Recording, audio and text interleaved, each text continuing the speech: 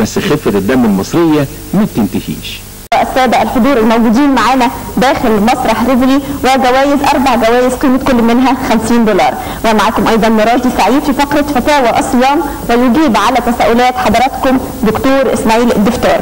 مشاهدينا، لنا لقاء اليوم مع أكثر من نجم سهرة. معنا الشاعر مصطفى السبيلي والحديث عن أهم الأشعار التي كتبت عن الضمير الإنساني، عن رمضان وعن القناعة والرضا وغيرها من الأشعار. معنا اليوم دكتور حسين إبراهيم الأزغل، أستاذ أمراض النساء والولادة، وهو الوحيد في مصر الحاصل على 2 دكتوراه في أمراض النساء والتوليد وفي الجراحة العامة، وكثير من اللقاءات الأخرى. مشاهدينا، بيكون لينا دايما موعد يومي وثابت مع الإنشاد الديني والغناء الملتزم، ويغنينا اليوم حسام الأحمد، ونبدأ معه بأغنية قلبي ينادي.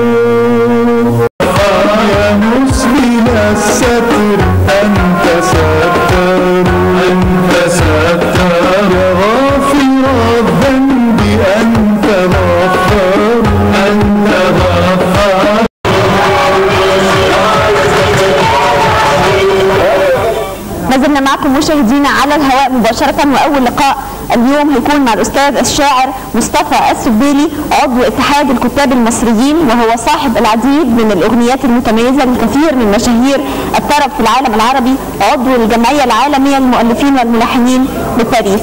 أهلا بحضرتك وسهلا. أهلا وسهلا، كل سنة وانتم طيبين جميعا. أستاذ مصطفى، حضرتك يعني أشهر ما اتكتب عنك إنك كتب عنك انه اشرف ما كتب في تاريخ الشعر العامي عن القناعة والرضا والمسير والمخير، وده من خلال قصيدة حضرتك كتبتها اسمها زيارة لبيت العقل العربي والإسلامي. مش عارفة كلمة بيت العقل العربي والإسلامي دي غريبة علينا شوية يعني. هو الموضوع اني سمعت اولاد في الشارع بيتكلموا بيقولوا يخرب بيت عقلك. يعني تأملت أنا في الموضوع، أو بدأت أركز على الكلمة دي، بيت عقلك. هو العقل له بيت؟ إذا ممكن إن الواحد يزور العقل ده في بيته. وكان في عندي فكرة إن أنا أزور بيت العقل العربي والإسلامي وناقشه في بعض المفاهيم البانية زي القناعة والرضا والمسير والمخير والقضاء والقدر، لأن دي قضية ما زالت قائمة منذ القدم وما وصلوش ليها الحل. طب ما تسمعنا حتة كده منها. يعني هقول لحضرتك مقتطفات منها. هنعبر بعض أجزاء. بقول بيتهم قديم جدا وقايل للسقوط. في ناس تقول البيت ده مبني في عهد خوفو، وناس تقول في عصر توت. غايته وانا راجع على بيتهم بفوت، البيت رقم 10 في حارة العنكبوت، مكتوب على بابه بيت الكرم والجود. واللي دخل مفقود واللي خرج مولود، وانا اللي ياما بنفقد وبمعجزه برجع ومن تاني اتولد، علشان اسير حاجه اسمها احساس وقلبي نبض الود والروح ونسها الناس. بدخل بقى على عمي ده واقول ادخل واسلم على عمي اللي ما قربلوش، امدله يدي اعدي عيني ما تشوفوش، انا اصلي في البيت ده نظري بيبقى على قدي، وطول ما انا الخير ودي الرب يحوش. سالت عمي عن حاله، ازاي عياله، وسكت والصمت اتكلم والصبر جوايا اتألم. ده حاله قبل ما بيجاوب على السؤال لازم يسرح ويلم رجليه يتمدد او يتمهد او السلامه بتبحبح.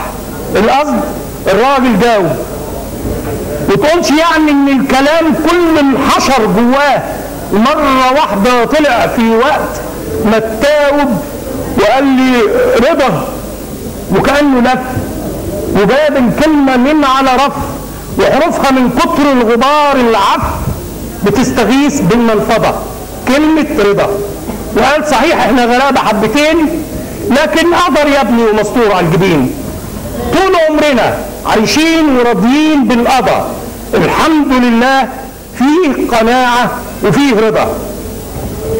سالته ليه القناعه والرضا باللي انت فيه؟ ليه يا فقير تفضل فقير؟ ليه ترضى بالواقع ما دام اللي انت عايش فيه مرير؟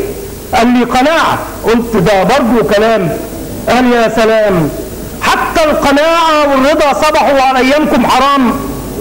استغفر الله، مين يا عمي قال كده؟ قال لي انت دلوقتي اللي بتقول لي كده.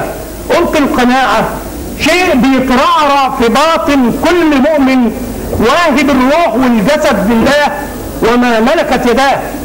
برضه القناعه كنز لا يفنى على الايام مأمن، عمري ما ارضى سواه.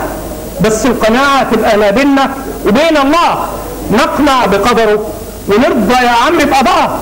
والفقر عمره لا كان قضى ولا كان قدر ولا كانش من صنع الاله. الفقر شر واحنا يا عم اللي اوجدناه. هو اللي هنعاملك بعقل وفضلك على كل خلق الله وحتى على الملك. هو اللي قال اسعى يا عبدي انا معك، وانت اعطيت العقل راحه. وبصراحه لما شفت ان السنين البارده فضاحه فقلت ده هو القضاء، وسترت نفسك بالقناعه وبالرضا. هتعيش بقيه عمرك كده مادد ايديك تطلب مساعده ده وده، الماركسي والرأسمالي، اللي يحرم واللي ينعم، وانت عايش جوه بيتك لا تبالي تحت لعنه رحمه الكافر، ذليل صابر وبالي. اجي اقول لك ليه؟